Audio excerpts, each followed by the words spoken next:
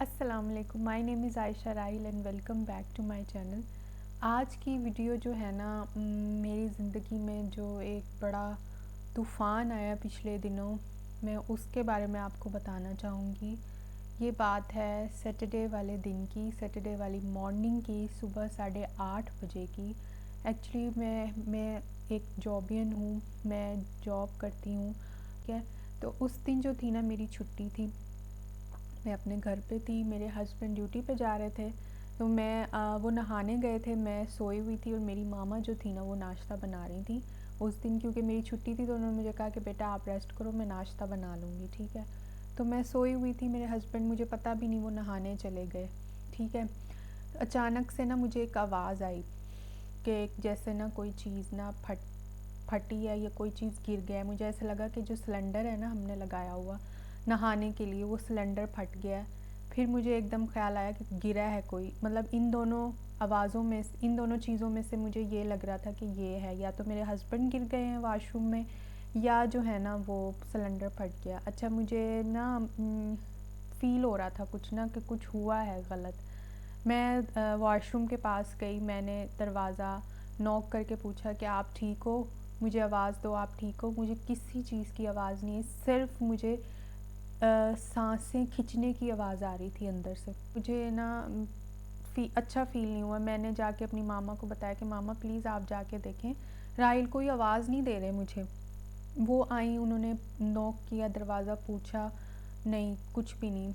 अच्छा, मुझे ना कुछ उस वक्त होने लग गया, मैंने चीखो पुकार शुरू कर दी, मुझे लगा कि कुछ ठीक नहीं है, ये नहीं है, ऐसे नहीं है। मेरी मामा ने जल्दी से वो लॉक जो था ना हमारा, उसे तोड़ के देखा, मतलब वो लॉक जो था, कुंडी ऊपर से चुटकी लगी हुई थी, ठीक है।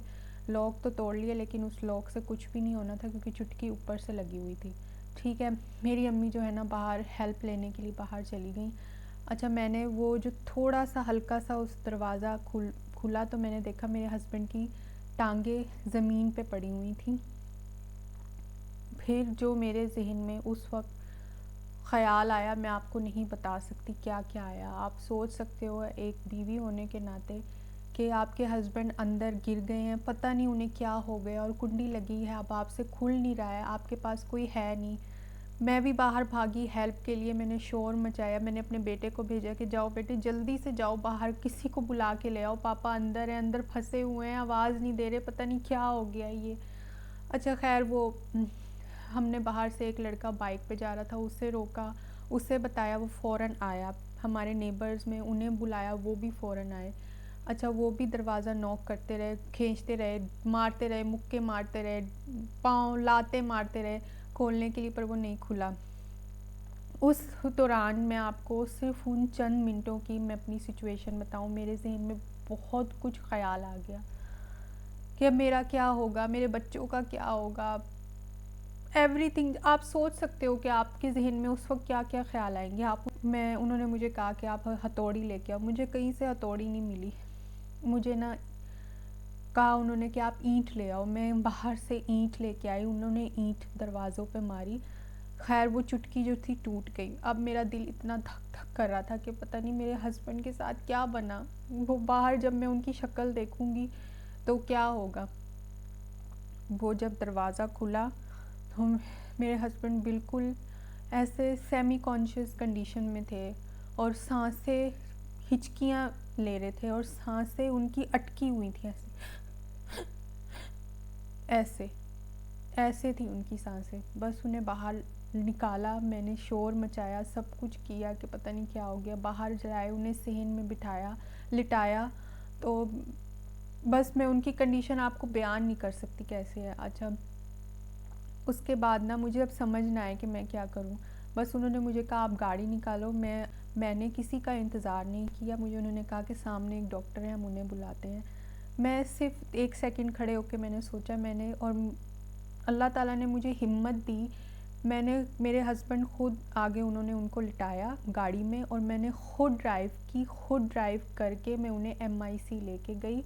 और I am feel very proud of my self कि उस दौरान मैंने इतनी हिम्मत की कि मैं अपने हस्बैंड को खुद ड्राइव करके लेके गई। आप सोच सकते हो उस वक़्त बीवी की क्या कंडीशन होगी कि जब वो अपने शौहर को, अपनी ज़िंदगी को ऐसी देखे और वो अपने पाँव पे खड़ी रहे। अल्लाह का शुक्र है, अल्लाह ताला ने मुझे इतनी हिम्मत दी कि मैं उनको एमआईसी लेके गई। रास्ते में मैं उन्हें बुलाती रही, उनसे बात करती रही। अपने बेटे को मैंने यही कहा कि बेटे पापा की आँखें मत बंद होने देना, प्लीज़ उन्हें बुलाते रहना। मैंने उनका हाथ पकड़ा, उनको कोई होश नहीं थी, सिर्फ़ उनकी आँखें खुली हुई थी, लेकिन उनकी बॉडी की कोई भी पार्ट उनकी बॉडी का हरकत नहीं कर रहा था, टाँगें बिल्कुल सुन्न थीं। एक हाथ से मैंने उनका हाथ पकड़ा हुआ था और दूसरे हाथ से मैं गियर गाड़ी चला रही थी बिल्कुल।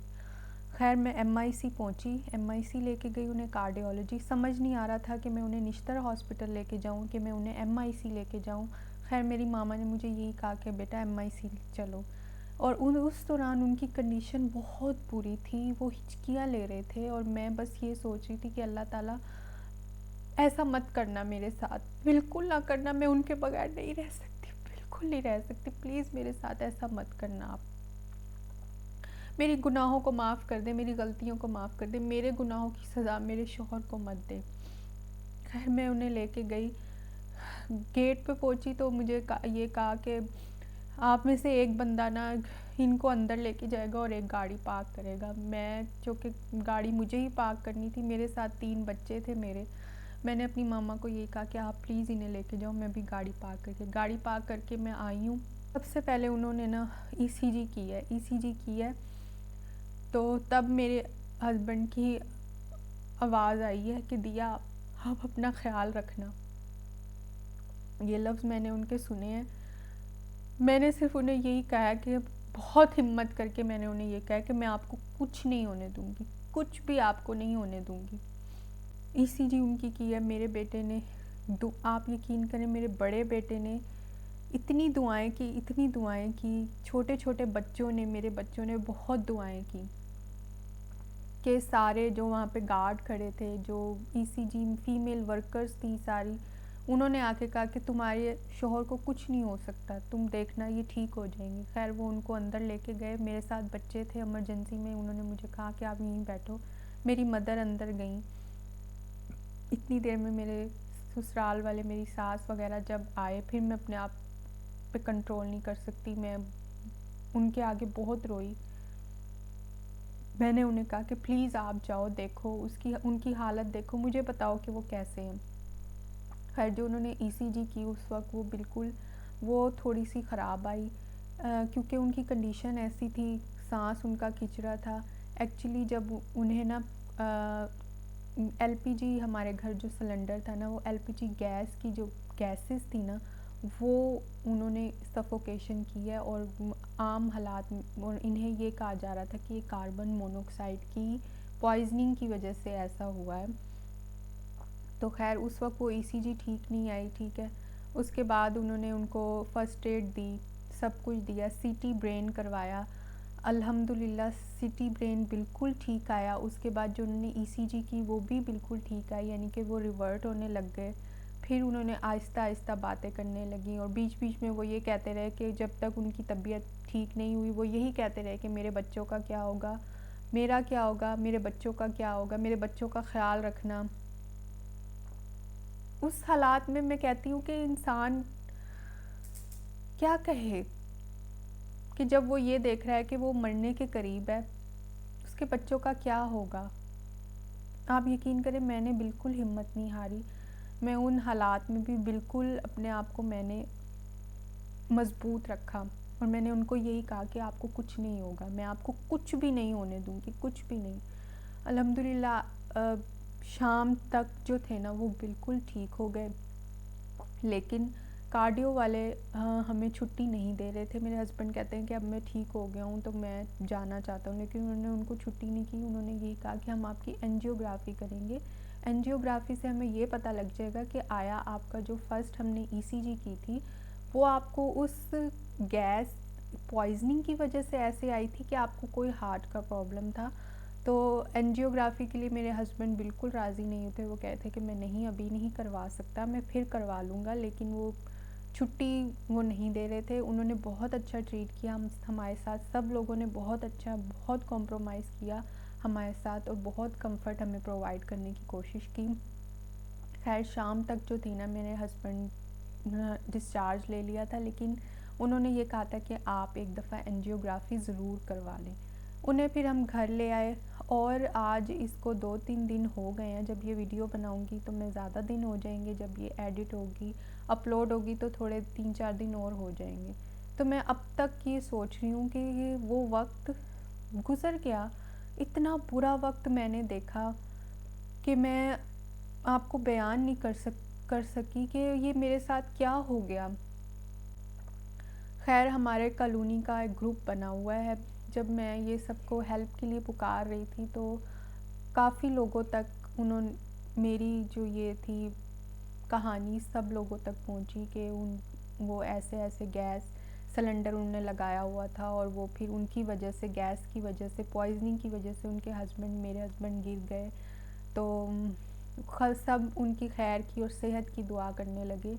तो वो लोग फिर मुझसे अगले दिन जब मेरे हस्बैंड घर आ गए तो मुझसे मिलने आए। उन्होंने मुझे मुबारकबाद दी कि आपके हस्बैंड को अल्लाह ताला ने दूसरी ज़िंदगी दी है, तो आपको मुबारक, और आपने इतनी हिम्मत की है। जब उन्होंने मुझे ये कहा तो मुझे उस बात पे बहुत फ़ख्र महसूस किया कि वाकई मैंने बहुत हिम्मत की, क्योंकि मैं अब सोचती हूँ तो वो वक्त जो था ना, ऐसे लगता है जैसे कोई ख्वाब था कि मैंने ख्वाब देखा और वो वक्त पूरा गुज़र गया। शुक्र है अल्लाह ताला का, उसकी ज़ात का। मैंने उसी वक्त सदका भी दिया, खैरात की, जो भी मुझसे हो सका हमने किया, और अल्लाह का शुक्र है अब मेरे हस्बैंड बिल्कुल ठीक हैं। अल्लाह ताला सबको अपने हिफ्ज़ व ईमान में रखे, सबको अपने घर में हंसता बसता रखे, सबको नागानी आफात से बचाए। सब ने मुझे यही कहा कि बेटा आपने बहुत हिम्मत की है, क्योंकि वो लोग मुझसे मिलने आए। बस मैं सबको ये कहना चाहूँगी कि प्लीज़ अगर आप लोगों ने, किसी ने भी इस तरह का कोई भी काम किया है,